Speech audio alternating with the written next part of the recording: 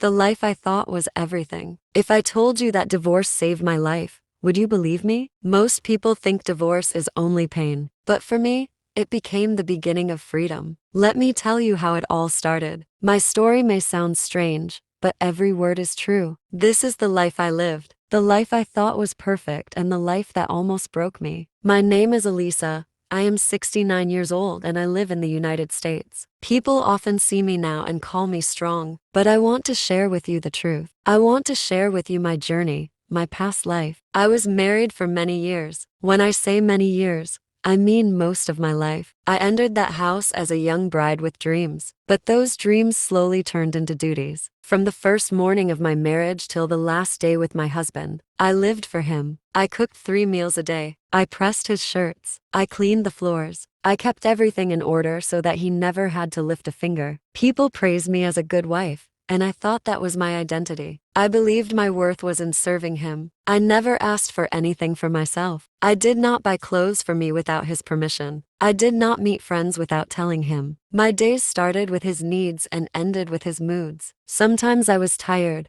sometimes I was sick, but I told myself this was love. I told myself, a wife must sacrifice. I thought if he was happy, I was happy. That belief was so deep in me that I never even thought of life outside him. You may ask me, didn't you feel trapped? The truth is, I did not know I was trapped. I thought that life was normal. I thought love meant giving everything and expecting nothing. I thought silence was peace. Looking back now, I realize how blind I was. But then, at that time, I believed this was the only way to live. There were moments when I wanted to say, I am tired, but I swallowed my words. There were nights when I wanted to talk about my feelings, but he was always busy with himself. I waited for him to notice me, to ask me how I felt, but that moment never came. Still, I never complained. I thought maybe this is how all marriages are. Maybe I am too weak to ask for more. I remember a day when I had fever. My body was burning, my head was heavy, but he asked me to press his clothes. I stood there with tears in my eyes, pressing his white shirt, while my hands shook. I wanted him to say, leave it, you need rest. But instead he said, don't leave wrinkles. That day, I felt something break inside me, but still, I did not fight back. I told myself, this is my duty. My life became a pattern. Wake up, cook, clean, serve, sleep again and again, every single day. I lost myself. I forgot what I liked, what I wanted, what made me smile. People outside thought we had a perfect marriage. They said, look at her. She takes such good care of him. She is so lucky. Lucky.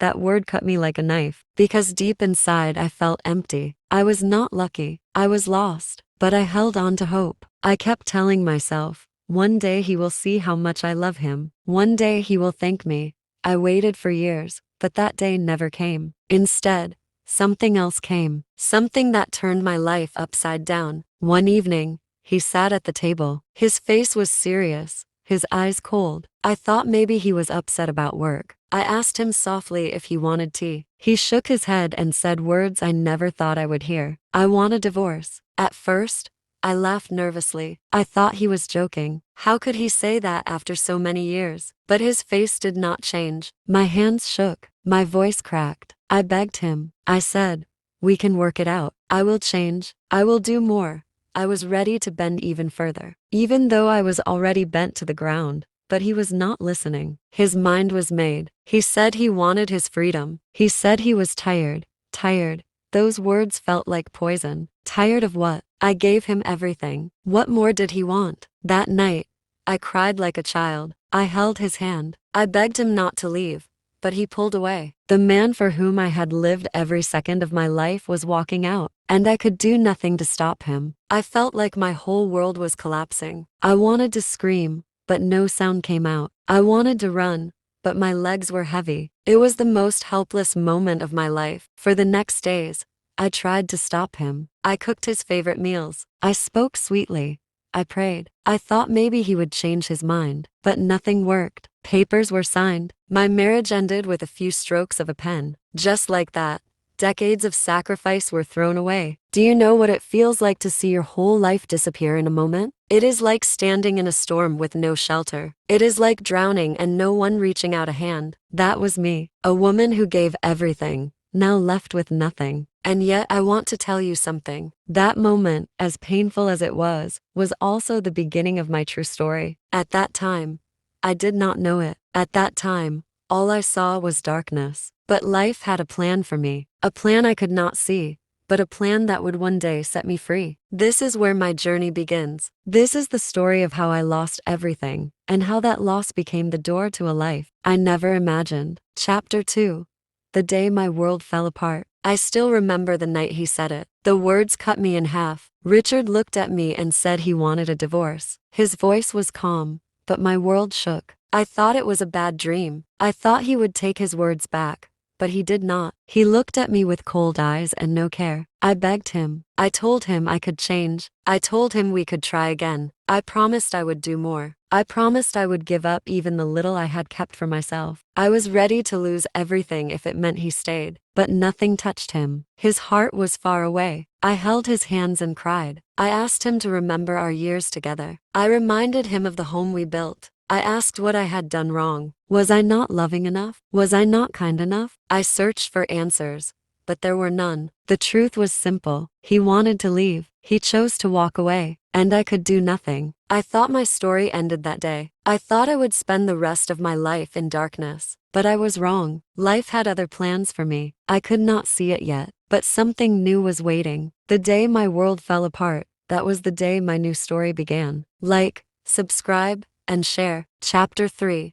6 months of darkness. When Richard walked out, my world went silent. The house felt heavy, but it was not the walls. It was my heart. I sat in one place for hours, not knowing what to do. I waited for him to come back. I waited for the sound of his steps, his voice calling my name. But nothing came, only silence. The first night alone was endless. I lay in bed and kept turning to the side where he once slept. I reached out with my hand, but the space was empty, cold. I hugged the pillow and cried until my throat hurt. My tears would not stop. My chest ached as if it would break. I thought, this is how my life will end. Alone, crying, forgotten. Morning came, but it gave me no comfort. I sat at the table with a cup of tea. I made 2 cups by mistake, then remembered he was not there. I stared at the second cup until the tea grew cold. I threw it away, but the pain stayed. Day after day, I repeated the same. Wake up, cry, sit and wait. I had no energy. I had no hunger. Food had no taste. My body grew weak,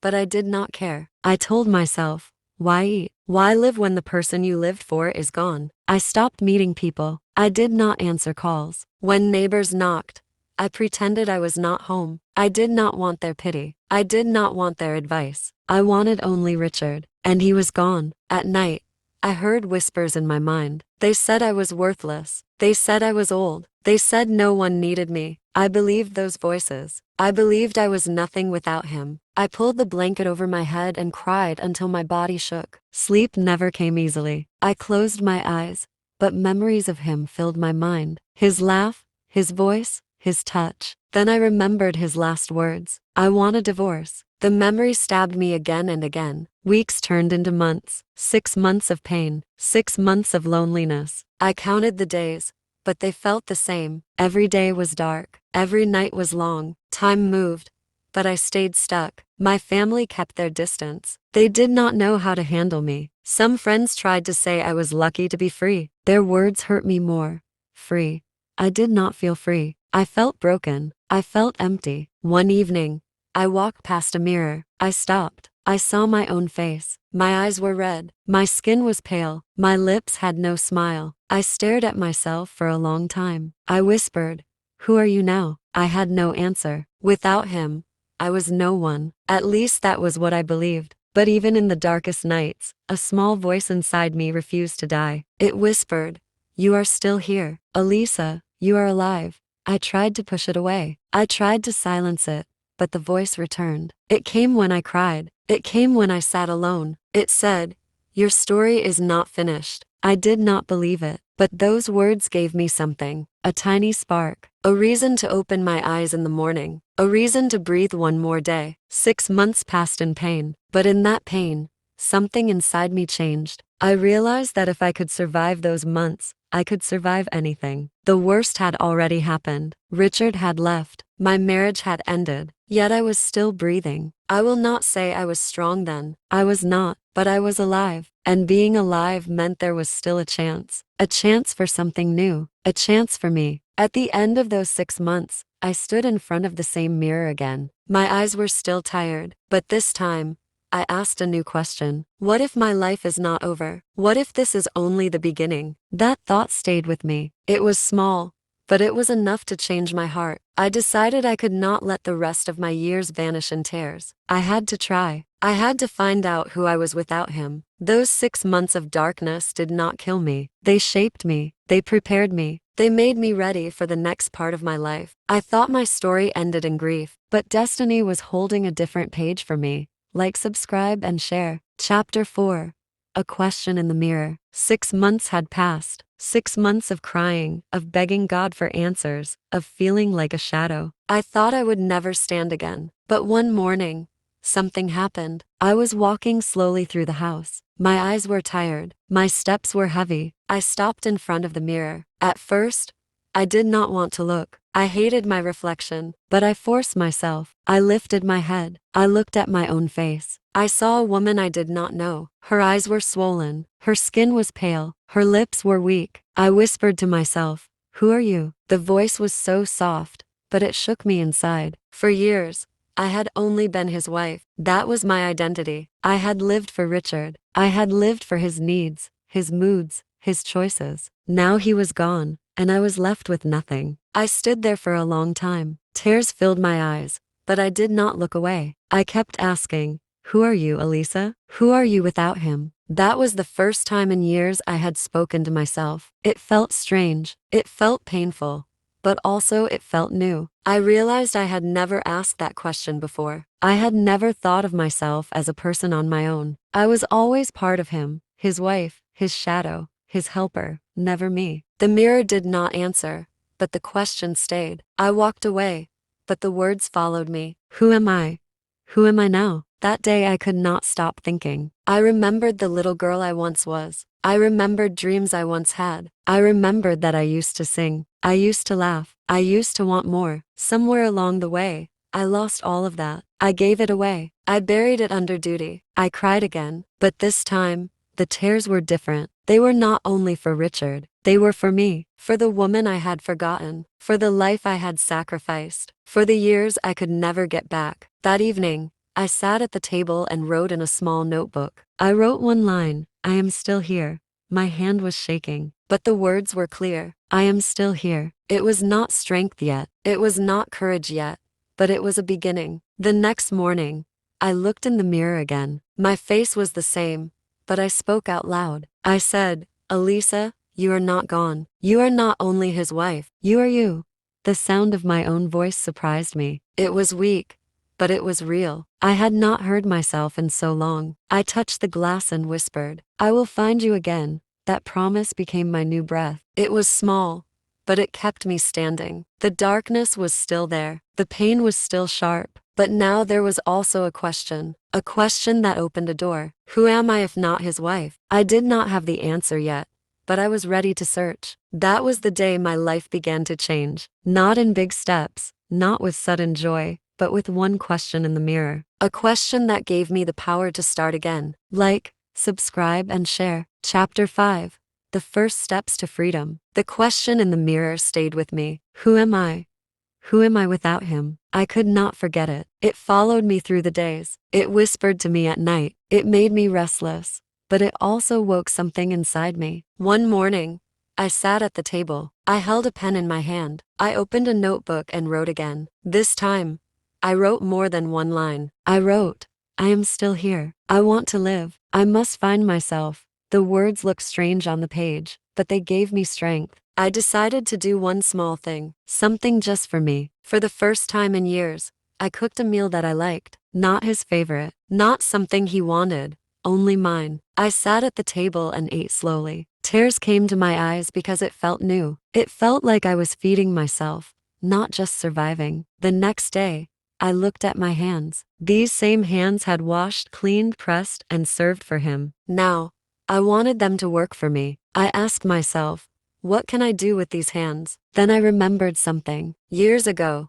I loved to sew. I loved to make small things with fabric, but I gave it up. Richard once told me it was a waste of time, so I stopped. That memory made me cry. But after the tears, I felt a spark. I went to the closet. I found an old box with needles and thread. My fingers shook as I touched them again. I began to stitch a small piece of cloth. It was simple, but it felt like life. That little stitch was my first step. The needle went in and out, and with every move, I felt a piece of myself return. I was not fast. I was not perfect, but I was alive. In the days that followed, I made more small things. A cloth bag, a scarf, a little cover for the table. I looked at them and smiled for the first time in months. I thought, this is me. This is my work. This is my choice.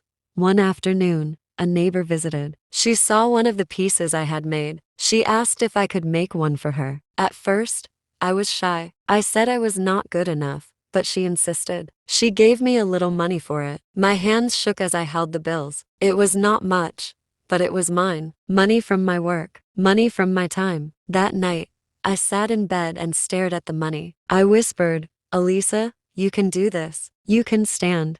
It was not about the money itself. It was about the feeling. For the first time, I was not only a wife. I was a person who could create, who could earn, who could choose. Slowly, word spread. Other women asked me to make things. They praised my work. They told me I had talent. I felt something new.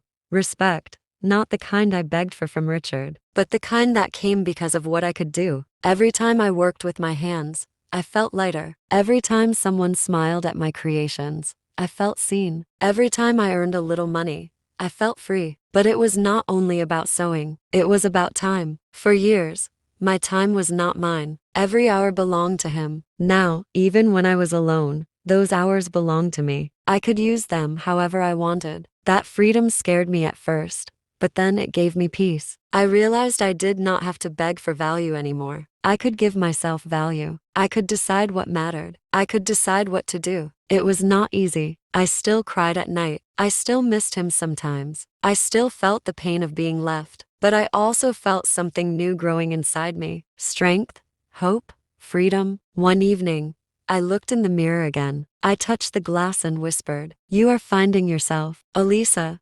You are more than his wife. You are you. This time I believed it a little more. The first steps were small. A meal for myself, a stitch in fabric, a neighbor's smile, a little money in my hand. But those small steps carried me forward. They carried me